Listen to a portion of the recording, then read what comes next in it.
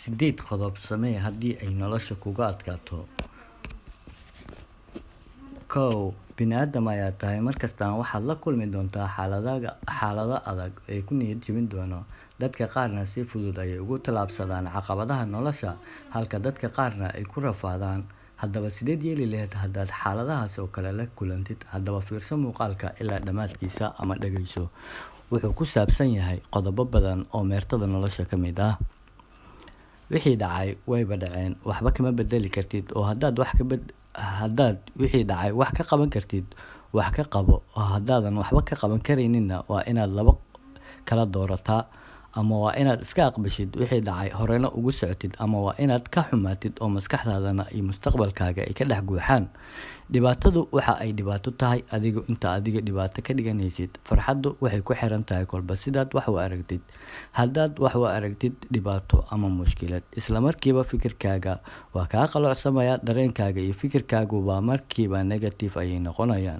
Laakiin dhibaatada haddaad u aragtid cashir aad wax ka baran kartid, mustaqbalkaaga ku dabaqi maysid dhibaato noocay doonto. Haddaad doonaysid inaad noloshaada wax ka beddeshid, waa inaad adiga iska bilowdaa oo isbeddeshaa. Marna ha is oranin haddaan shakhsiyad hebel ahaan lahay, ama haddaan dhoofo noloshaydu waa isbeddeli lahayd. Ma jiro waxa loo yaqaano guuldaro, ee waa fursad aad wax ka baran kartid. Ereyga guuldaro ka masax maskaxdaada. Qof kastana oo ka guuleysta nolosha ama guul ka gaara, guuldarooyin fara badan ayuu la kulmay. Ninkii Thomas Edison, ninkii sameeyay guluubka ugu horeeyay, ayaa markii uu ku guuleystay ama uu sameeyay guluubka, markiiba waxaa wax laga weydiiyay guuldarooyinkiisa.